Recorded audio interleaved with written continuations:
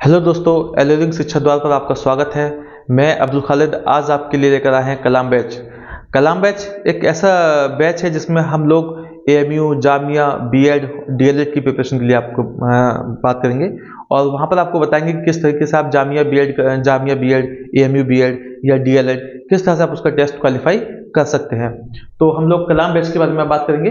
तो सबसे पहले मैं आपको बता देता हूँ कि हमारा कलाम बैच जो है वो है क्या।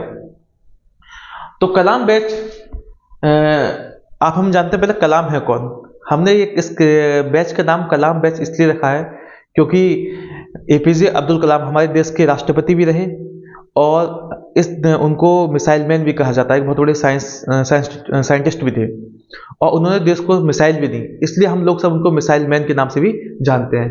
और एक छोटे से गांव से उठकर देश में सबसे बड़े मुकाम पर पहुंचे, राष्ट्रपति के मुकाम पर।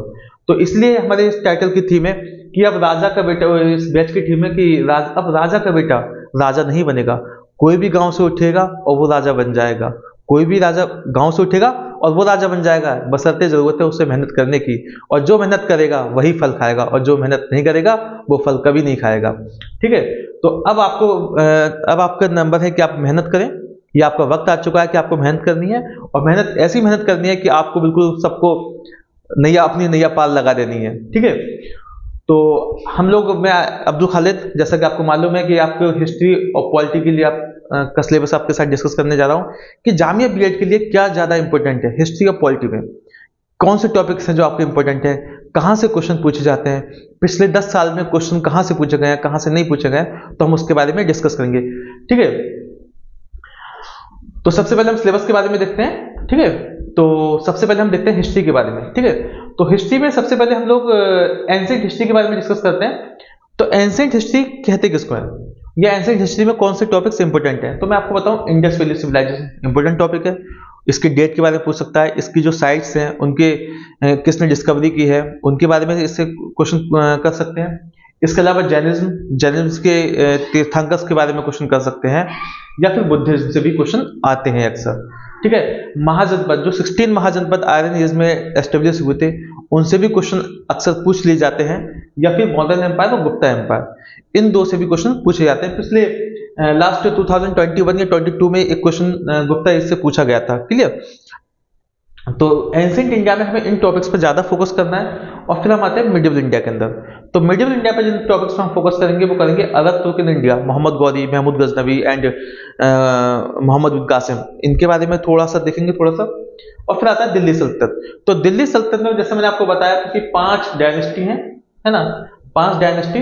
आपका स्लैब डायनेस्टी, खिलजी डायनेस्टी है ना, खिलजी, तुगलक, ठीक है, तुगलक, सैयद एंड लोधी डायनेस्टी। ठीक है, तो ये 5 डायनेस्टी के बारे में हम लोग डिस्कस करेंगे। मैंने आपको बताया था कि हौस खास से क्वेश्चन पूछा गया था लास्ट ईयर एग्जाम में, वो ओमिटेड कर दिया गया था। तो हौस खास जो क्वेश्चन था वो पीछे कहां से था, खिलजी डायनेस्टी से था। तो दिल्ली सल्तनत से भी अक्सर क्वेश्चन पूछ लिए जाते हैं। इसके अलावा मुगल एम्पायर से जो क्वेश्चन पूछे जाते हैं, तो अकबर से क्वेश्चन पूछ लिया जाता है ना। बैटल से क्वेश्चन पूछ लिया जाएगा कि who was the founder of Mughal empire, इस तरह के क्वेश्चन। या फिर बैटल ऑफ पानीपत कब हुई, बैटल ऑफ खानवा कब हुई थी, या फिर बैटल ऑफ चंदेरी, है ना, इनसे क्वेश्चन पूछ लिया जाता है। हुमायूं से क्वेश्चन पूछे जाते हैं अक्सर। तो हम लोग को मुगल एम्पायर के बारे में अक्सर पढ़ना है। ठीक है ना। इसके अलावा सूर डायनेस्टी।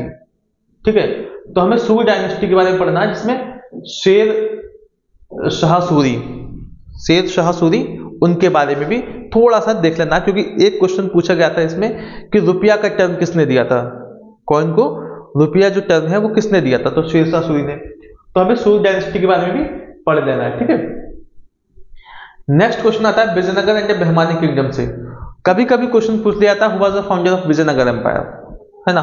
तो विजयनगर एम्पायर से या फिर बहमानी किंगडम्स के आर्किटेक्ट से ये क्वेश्चन यहाँ से पूछे जाते हैं। तो आपको ये भी इस पर फोकस करना है कि आपको बहमानी किंगडम्स में जैसे गोलकुंडा के बारे में पूछ लिया जाएगा, और भी जो इसकी किंगडम थी वहां से क्वेश्चन पूछ लिया था। विजयनगर एम्पायर की चारों डायनेस्टी को आपको थोड़ा सा देख लेना है। ठीक है, इसके अलावा भक्ति एंड सूफी मूवमेंट से भी क्वेश्चन पूछे जाते हैं। तो हमें इसमें थोड़ा सा गुरु नानक जी के बारे में पढ़ना है, और गुरु नानक जी, कबीर, मीराबाई, एंड इनके अलावा आपको 5 जो सूफी मूवमेंट है, सिलसिले हैं, ऑर्डर हैं, उनके बारे में हमें डिस्कस करना है। जैसे चिश्ती ऑर्डर हुआ, चिश्ती ऑर्डर है का आपका ये बहुत ज़्यादा इंपॉर्टेंट है। इसमें ख्वाजा मोइनुद्दीन चिश्ती हैं और निजामुद्दीन औलिया हैं, तो इनसे अक्सर 1 या 2 क्वेश्चन कभी पूछ लिया, गलती से पूछ लिया, लेकिन अक्सर इसको छोड़ना भी नहीं है ना, लेकिन पढ़ लेना है। लेकिन सबसे ज़्यादा इंपॉर्टेंट क्या है आपका, दिल्ली सल्तनत, मुगल एम्पायर, ठीक है, एंड मराठा एम्पायर, ये बहुत इंपॉर्टेंट है। मराठा एम्पायर से क्वेश्चन पूछे जाते हैं, शिवाजी से क्वेश्चन आते हैं, ठीक है, तो इसके बारे में हमें डिस्कस करना है। तो मैंने आपको बताया कि हिस्ट्री का जो क्वेश्चन आएगा वो ancient India, medieval India and modern India. Modern India बहुत ज्यादा इंपॉर्टेंट है, इसको तो छोड़ना ही नहीं है। अब मॉडर्न इंडिया में कौन सा टॉपिक इंपॉर्टेंट है वो मैं आपको बताऊंगा। तो अराइवल ऑफ यूरोपियंस, कि किस तरीके से यूरोपियंस इंडिया के अंदर आए, है ना, किस तरह से यूरोपियन इंडिया के अंदर आए, कौन सबसे पहले आया, पुर्तगीज आए, डच आए, फ्रेंच आए, डेनिश आए, है ना, ये लोग इंग्लिश आए, कौन सबसे पहले आया, कौन क्या चीज लेकर आया। कि भाई क्वेश्चन आ सकता है कि इंडिया के अंदर प्रिंटिंग प्रेस कौन लाया था, पुर्तगीज लाए थे, या फिर क्वेश्चन पूछा जाएगा कि कब आई थी, 1556 में आई, कहां पर आया, गोवा में आई, प्रिंटिंग प्रेस से क्वेश्चन पूछा जाएगा, तो वो आपका अराइवल ऑफ यूरोपियन से। इसके अलावा ईस्ट इंडिया कंपनी, तो ईस्ट इंडिया कंपनी से भी काफी बार क्वेश्चन पूछा गया है ना, ईस्ट इंडिया कंपनीज ने क्या क्या चीज इंडिया के अंदर लागू करी, यहाँ का रैयतवाड़ी सिस्टम्स है, या फिर आपका परमानेंट सेटलमेंट, सब्सिडरी अलायंस, ये क्वेश्चन पूछा गया सब्सिडी अलायंस से, या फिर क्वेश्चन पूछा जाएगा डॉक्ट्रिन ऑफ लैप्स, है ना, यहां से क्वेश्चन आ सकता है। तो ईस्ट इंडिया कंपनी को तो छोड़ना ही नहीं है। इसके अलावा development of social reforms in India, last question में पूछा गया था कि सती प्रथा को किसने एबॉलिश किया था, है ना, तो ये सोशल रिफॉर्मर्स में ही आएगा। अब सोशल रिफॉर्मर में आपको किस बारे में पढ़ना है, राजा राम मोहन रॉय, स्वामी विवेकानंद, स्वामी विवेकानंद से क्वेश्चन पूछा गया था रामकृष्ण मिशन के बारे में उनके, एंड दयानंद सरस्वती के बारे में पढ़ना है। फिर आपको डॉक्टर बी.आर. अम्बेडकर के बारे में पढ़ना है, ठीक है, एंड अलीगढ़ मूवमेंट के बारे में पढ़ लेना है इसमें, ठीक है। तो यहां से क्वेश्चन अक्सर पूछे जाते हैं, और एक दो क्वेश्चन तो यहां से आता ही है, क्लियर, इसको तो छोड़ना ही नहीं है। रिवॉल्ट ऑफ 1857, रिवॉल्ट ऑफ 1857 से जो क्वेश्चन बनता है वो अक्सर क्वेश्चन ये बनता है कि जो इसमें पार्टिसिपेट किए थे, जो हीरो थे, बहादुर शाह जफर, बख्त खान, बेगम हजरत महल, रानी लक्ष्मीबाई, लियाकत अली खान, है ना, खान अजीमुल्ला, वीर कुंवर सिंह, ये जो लोग लीडर थे ये कहां कहां से लड़ रहे थे। जैसे बख्त खान कहां से लड़ रहे थे, दिल्ली से, बहादुर शाह जफर कहां से थे, दिल्ली से, हजरत महल कहां से थे, अवध से, है लखनऊ, रानी लक्ष्मीबाई कहां से थे, झांसी से, नाना साहेब टाटे टोपे कहां से थे। तो इस तरीके से क्वेश्चन इनसे पूछे जाते हैं। तो हमको 1857 के रिवॉल्ट के बारे में पढ़ना है, ठीक है। इंडियन नेशनल मूवमेंट, देखिए इंडियन नेशनल मूवमेंट बहुत ही ज्यादा इंपॉर्टेंट क्वेश्चंस पूछे गए हैं। जैसे इसमें पूछ लिया जाएगा आईएनसी का फॉर्मेशन कब हुआ था। तो आईएनसी के फॉर्मेशन के बारे में हम जब पढ़ेंगे तो हमें यह भी ध्यान रखना होगा इसका फॉर्मेशन किया किसने था। Who was the first president of INC, who was the first women president of INC, है ना। तो इनके बारे में हमें डिस्कस करना है और इंडियन नेशनल मूवमेंट को बहुत अच्छे से पढ़ना है। अक्सर आपने देखा था कि महात्मा गांधी जी से क्वेश्चन पूछे गए, खिलाफत मूवमेंट से क्वेश्चन पूछे गए, नॉन कोऑपरेशन मूवमेंट से क्वेश्चन पूछे गए, चोरी चोरा इंसिडेंट से क्वेश्चन पूछे गए, स्वदेशी मूवमेंट से क्वेश्चन पूछे गए, ठीक है। तो इसके जो इंपॉर्टेंट इवेंट है इंडियन नेशनल मूवमेंट के, उनके बारे में हमें डिस्कस करना है, ठीक है ना। इसको तो छोड़ना ही नहीं है, ठीक है, बिल्कुल नहीं छोड़ना। 4, 5, 2, 3 क्वेश्चन इससे बनेंगे, 100% बनते हैं किसी भी एंट्रेंस एग्जाम्स में। ये सिर्फ नहीं एएमयू बीएड नहीं, आप कोई भी एग्जाम देंगे, है ना, कोई भी गवर्नमेंट एग्जाम देंगे, सिविल सर्विस का एग्जाम देंगे, एसएससी एग्जाम देंगे, इससे 100% क्वेश्चन बनता ही है, ठीक है। तो इसको बिल्कुल छोड़ना नहीं है, आंख बंद करके इसको पढ़ लीजिएगा, मतलब आंख खोल के पढ़िएगा, आंख बंद करके नहीं पढ़ना है, एक भी चीज नहीं छोड़नी है, ठीक है। गवर्नर जनरल एंड वाइसरॉय, देखिए ईस्ट इंडिया कंपनी से लेकर और इंडिपेंडेंट तक, है ना, इंडिपेंडेंट तक किन गवर्नर्स ने किन वाइसरॉय ने इंडिया के अंदर रूल किया, तो उनके बारे में लेकर आना, कौन क्या पॉलिसीज लेकर आया था। सब्सिडी एयरलाइन की पॉलिसी कौन लेकर आया, डॉक्ट्रिन ऑफ लैप्स की पॉलिसी कौन लेकर आया। मैंने आपको बताया था सती प्रथा के बारे में क्वेश्चन पूछा गया था कि सती प्रथा को एबॉलिश किसने किया था। पहली रेलवे लाइन किसके टाइम में चली, रेलवे लाइन किसके टाइम में लगी थी। तो आपको इनके बारे में डिस्कस करना है, मॉडर्न इंडिया में इसके बारे में डिस्कस किया जाएगा। ठीक है, तो ये टॉपिक्स बहुत ही ज्यादा इंपॉर्टेंट है, मॉडर्न इंडिया को छोड़ना नहीं है। इसमें भी सबसे ज्यादा इंपॉर्टेंट क्या है, Indian national movement, social reforms in India और गवर्नेंस जनरल। ठीक है, तो इनको तो आपको छोड़ना नहीं है, बिल्कुल भी नहीं। अब देखिए आते हैं वर्ल्ड हिस्ट्री पर। वर्ल्ड हिस्ट्री के जो मोस्टली टॉपिक्स हैं वो आपके लिए गए हैं एनसीईआरटी 9th और 10th क्लास से, और ये मैं आपको बता देता हूं कि काफी क्वेश्चन पूछे जाते हैं, है ना। 9th 10th की एनसीईआरटी उठाइएगा, वहां से वर्ल्ड हिस्ट्री पढ़िएगा, फिर आपके समझ में आ जाएगा क्वेश्चन कैसे पूछे गए। तो देखिए फ्रेंच रेवोल्यूशन, तो फ्रेंच रेवोल्यूशन से काफी क्वेश्चन पूछे जाते हैं, लुईस 16 से काफी क्वेश्चन पूछे गए, या उस वक्त में जो किताबें लिखी गई थी उनके बारे में क्वेश्चन पूछ लिया, या उस जो फ्रेंच रेवोल्यूशन की एलोगोरी थी, है ना, कि आपका बंचेस की ब्रोकन चेन्स किसका सिंबल है ना, तो आई इन अ ट्रायंगल ये किसका सिंबल है। तो यहां से क्वेश्चन पूछे गए और फ्रेंच रेवोल्यूशन से बहुत ही ज्यादा क्वेश्चन पूछे गए, इसको आपको छोड़ना नहीं है, बहुत ही ज्यादा इंपॉर्टेंट है, इसको बिल्कुल नहीं छोड़ना है। सोशलिज्म इन यूरोप, ये भी इंपॉर्टेंट है। Rise of nationalism in Europe, इसको भी बहुत अच्छे से पढ़ना है। और nationalism in India, nationalism in India का मतलब इंडियन नेशनल मूवमेंट। ठीक है, ये मैंने एनसीईआरटी की ही बुक्स के बारे चैप्टर्स लिखे हैं, एनसीईआरटी में जो चैप्टर्स हैं उनके बारे में मैंने आपको बताया कि ये इंपॉर्टेंट है। तो नेशनलिज्म इंडिया मतलब इंडियन नेशनल मूवमेंट, इन दोनों को अच्छे से पढ़ लीजिए क्योंकि एनसीईआरटी में मौजूद है और मॉडर्न इंडिया में पढ़ना है, छोड़ना नहीं है इनको। ठीक है, print culture and the modern world. Print culture क्या है, प्रिंट कल्चर, प्रिंट कल्चर के इम्पैक्ट क्या पड़े, डेवलपमेंट ऑफ कैसे हुआ प्रिंट कल्चर का, प्रिंट कल्चर इंडिया में कैसे आया है, इंडिया में क्या उसका इम्पैक्ट पड़ा, तो इसके बारे में आपको पढ़ना है। ठीक है ना।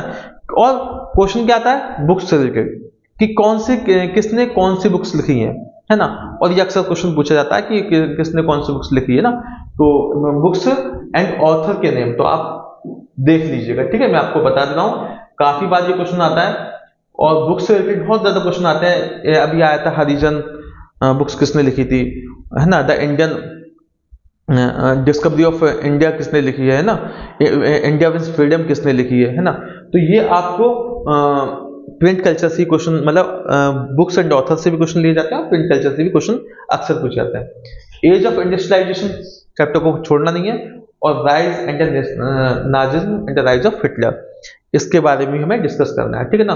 तो फ्रेंच रेवोल्यूशन, नेशनलिज्म इंडिया और प्रिंट कल्चर, ये आपको छोड़ना नहीं है, बिल्कुल भी नहीं छोड़ना है, ये आपका हिस्ट्री का पार्ट है। यहाँ इससे बाहर क्वेश्चन नहीं आता हिस्ट्री में, इससे बाहर क्वेश्चन आता ही नहीं हो, बचा ही क्या है। ठीक है ना। तो आपको इन टॉपिक्स पर फोकस करना है। ठीक है, और इन्हीं टॉपिक के बारे में डिस्कस करना है, और ज्यादातर क्वेश्चन यहीं से बनते हैं, है ना, ज्यादातर क्वेश्चन यहीं से बनते हैं। इसको आप पढ़ लीजिए, आपका अच्छा खासा सिलेबस कंप्लीट हो जाएगा। ठीक है, अब हम आते हैं नेक्स्ट पॉलिटी के कंटेंट की तरफ। ठीक है, तो ये हमारा इंडियन पॉलिटी। ठीक है, तो इंडियन पॉलिटी के बारे में हम लोग डिस्कस करेंगे। देखो डायवर्सिटी एंड डेमोक्रेसी से क्वेश्चन आता है, एक क्वेश्चन आ जाए, दो क्वेश्चन आ जाए, तो यहां से क्वेश्चन पूछ लिया जाएगा। और फिर आता है कॉन्स्टिट्यूशन से। देखिए कॉन्स्टिट्यूशन बहुत इंपॉर्टेंट है। कॉन्स्टिट्यूशन इंपॉर्टेंट क्यों है, क्योंकि वहां से जो क्वेश्चन बनाया जाता है, इसमें पॉलिटी जो है ज्यादा टफ पॉलिटी नहीं आती है, बहुत ही लाइट पॉलिटी, मतलब हल्की, बहुत ज्यादा हल्की पॉलिटी पूछा जाता है। तो क्वेश्चन कैसा आता है, आपके फंडामेंटल राइट से क्वेश्चन पूछ लिया जाएगा। ठीक है, तो फंडामेंटल राइट, इसको आप एक बार पढ़ लीजिएगा। ठीक है,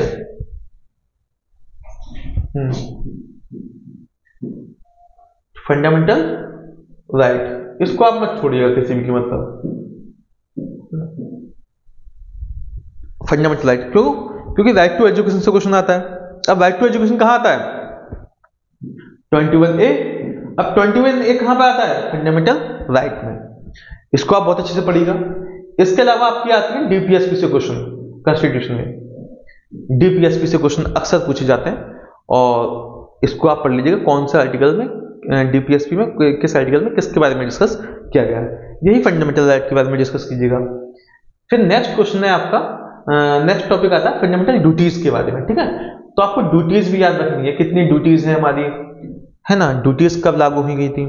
ठीक है ना, तो इनके बारे में हमें डिस्कस करना कि किस अमेंडमेंट में आई थी। ठीक है, तो कॉन्स्टिट्यूशन से ये क्वेश्चन पूछे जाते हैं। पार्लियामेंट एंड यूनियन गवर्नमेंट, है ना, पार्लियामेंट, लोकसभा में कितने मेंबर्स हैं, है ना, लोकसभा का चीफ कौन होता है ना, राज्यसभा का चीफ एक्स ऑफिसर कौन है। तो आपसे क्वेश्चन पिछले 2 या 3 लगातार ये क्वेश्चन पूछा गया है, कि एक्स ऑफिसर चेयरमैन कौन है राज्यसभा का, vice president. X officer chairman कौन है राज्यसभा का, वाइस प्रेसिडेंट। तो पार्लियामेंट को देख लीजिएगा एक बार, लोकसभा राज्यसभा हाउस के बारे में पढ़ लीजिएगा और यूनियन गवर्नमेंट के बारे में डिस्कस कर लीजिएगा। नेक्स्ट आता है जुडिशरी। जुडिशरी क्या है? जुडिशरी में सुप्रीम कोर्ट कौन सा है? सबसे हाई कोर्ट है, ऊपर कोई कोर्ट नहीं। फिर हाई कोर्ट कितना है? हाई कोर्ट के जज को कौन अपॉइंट करता है, ठीक है ना। तो जुडिशरी के बाद आप देखिएगा अच्छे से स्टेट गवर्नमेंट। स्टेट गवर्नमेंट में MLAs, chief ministers, governors, state government के बारे में आप देख लीजिएगा, ठीक है। नेक्स्ट आता है लोकल गवर्नमेंट, हम आपको पढ़ाएंगे उसमें। लोकल गवर्नमेंट क्या होता है कि इसमें 3 टायर पंचायत होती है ना। आपका नगर पंचायत, सॉरी जिला पंचायत, क्षेत्र पंचायत और ग्राम पंचायत, इन तीनों पंचायत के बारे में। और एक बार ये क्वेश्चन पूछा भी गया है अभी लास्ट ईयर एग्जाम्स में कि पंचायती सिस्टम्स में और म्यूनिसिपैलिटीज में कितने % सीट रिजर्व है वुमेन्स के लिए, है ना। कितने % सीट रिजर्व की गई हैं वुमेन के लिए। तो ये लोकल पंचायत, लोकल गवर्नमेंट से क्वेश्चन पूछा गया था। इसके अलावा social justice and marginalised sections, यहाँ से भी क्वेश्चन बन जाते हैं। तो आपको पॉलिटी में कॉन्स्टिट्यूशन पे फोकस ज्यादा रखना है, ठीक है ना। Fundamental right, DPSP and duties के बारे में टफ पॉलिटी नहीं आती है, बहुत ही कम, मतलब आप इजीली इसको पढ़ लेंगे। और कोई भी कंफ्यूजन होगा तो एलियन शिक्षा द्वारा आपके लिए खड़ा हुआ है। मैं अब्दुल खालिद आपके लिए हमेशा खड़ा हुआ हूँ, ठीक है। आप हमें कमेंट कीजिएगा, मैसेज कीजिएगा और आपको इंशाल्लाह रिप्लाई दिया जाएगा, ठीक है। तो ओवरव्यू आपको मिल चुका है जामिया बीएड और डीएलएड, जामिया बीएड डीएलएड के बारे में कि कितने मार्क्स की जीएस आती है, हिस्ट्री और पॉलिटी आती है 170 से 20 मार्क्स। और 20 मार्क्स बहुत होते हैं, इग्नोर मत कीजिएगा। आपको लग रहा होगा कि 170 से 20 मार्क्स कहाँ ही पूछे जाते हैं, लेकिन सिलेक्शन आपका एक नंबर पर नहीं, आधे नंबर पर भी रुक जाता है ना, 0.5 पर भी सिलेक्शन रुक जाता है। क्योंकि ये कंपटीशन है, एकेडमिक्स नहीं है कि 33% ले आए तो आप पास हो गए, ठीक है। 33% ले आए तो आप पास हो गए, ऐसा नहीं है। कंपटीशन में क्या है, 0.5%। आपको रेस लगी हुई है, जो सबसे पहले पहुंचेगा वही विनर कहलाएगा। मैंने आपसे क्या कहा था स्टार्टिंग में कि मेहनत करनी है और मेहनत करने का वक्त आ चुका है, और जो मेहनत करेगा वही फल खाएगा, ठीक है। तो 0.5% से भी सिलेक्शन रुक सकता है। तो इसलिए मैं कह रहा हूं कि 20 मार्क्स को भी इग्नोर मत कीजिएगा। बीएड में भी social science, history and polity 20 marks की आती है और डीएलएड में भी 20 मार्क्स की आती है, जामिया एंड बीएड और डीएलएड के एग्जाम्स में, ठीक है। तो इस पर आप फोकस कीजिएगा और हम लोग आपके लिए हमेशा खड़े हुए हैं, ठीक है। एलियन शिक्षा द्वारा हमेशा आपके लिए खड़ा हुआ है। कभी भी कोई भी कंफ्यूजन हो आप मैसेज करिए, कमेंट कीजिए, आपको उसका रिप्लाई दिया जाएगा, क्लियर, ठीक है। तो हम लोग कलाम बैच को लॉन्च करने के लिए जा रहे हैं, एएमयू, खासतौर से एएमयू बीएड के लिए और एएमयू बीए बीएड के लिए, ठीक है। तो कलाम बैच अब लॉन्च हो चुका है। 1 जनवरी से हम लोग लॉन्च करेंगे। मंडे टू फ्राइडे की क्लासेस रहेंगी, सैटरडे में इसकी प्रैक्टिस क्लासेस रहेंगी, ठीक है। लाइव क्लासेस रहेंगी, कोई रिकॉर्डिंग लेक्चर नहीं होगा, सिर्फ आपको लाइव क्लासेस दी जाएंगी, क्लियर। लाइव क्लासेस में रहेंगी। अब राजा का बेटा राजा नहीं बनेगा, अब राजा कौन बनेगा, जो मेहनत करेगा, ठीक है। तो शिक्षा, अगर शिक्षक बनना है, टीचर बनना है, तो अच्छी यूनिवर्सिटी से करना है। कहां से करना है, एएमयू से करना है, जामिया से करना है, बीएचयू से करना है, सेंट्रल यूनिवर्सिटी से करना है। अब भाई जाहिर सी बात है कि अच्छी यूनिवर्सिटी से आप करोगे तो उसके लिए एक अच्छा सिलेक्शन, कंपटीशन भी देना पड़ेगा। जब कंपटीशन देना पड़ेगा तो मेहनत करनी पड़ेगी, और जब मेहनत करनी पड़ेगी तो उसके बाद में उसका फल भी मिलेगा। और शिक्षक बनने के लिए आपको बच्चों बहुत मेहनत करनी पड़ेगी, ठीक है। तो मेहनत से मत घबराइएगा, मेहनत ही रंग लेकर आती है, ठीक है। तो अब राजा का बेटा राजा नहीं बनने वाला है। अब क्या बनेगा, गांव से उठकर कोई भी बच्चा राजा बनेगा, लेकिन जो मेहनत करेगा वही राजा बनेगा, क्लियर। तो मेहनत करनी है। बीएड का बैच हम लोग 1 जनवरी से लॉन्च कर रहे हैं। Monday to Friday live classes रहेंगे, ठीक है। और सैटरडे में आपकी प्रैक्टिस क्लासेस रहेंगे, है ना। आपको एग्जाम्स भी रहे, आपका शीट भी करवाई जाएंगी उसमें। तो सैटरडे में आपका रहेगा, क्लियर। तो एएमयू बीएड और जामिया बीएड के लिए आपको प्रिपरेशन करनी है। यही हमारा जामिया का बैच रहेगा। जामिया की बैच और एएमयू बीएड दोनों ही 1 जनवरी से हम लोग लॉन्च करने के लिए जा रहे हैं, ठीक है। और इस बैच में आप एडमिशन लेने के लिए इस कोड का भी इस्तेमाल कर सकते हैं, खालिद 10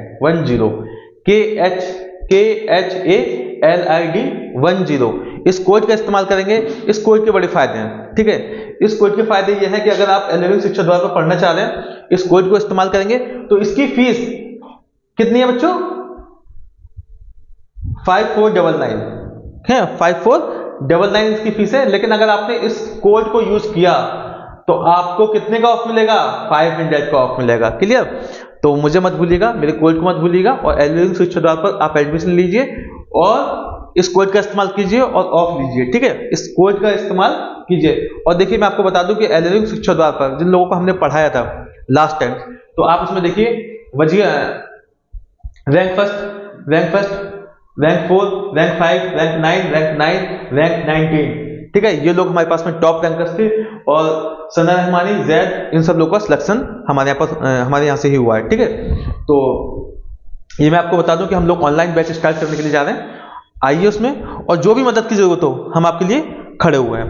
ठीक है, तो बस मैं आपके लिए एक शेर पढ़ना चाहता हूँ, है ना, क्योंकि थोड़ा सा मोटिवेशन भी जरूरी है कि परिंदों को नहीं दी जाती तालीम उड़ानों की, परिंदों को नहीं दी जाती तालीम उड़ानों की, वो खुद ही जान जाते हैं बुलंदी आसमानों की।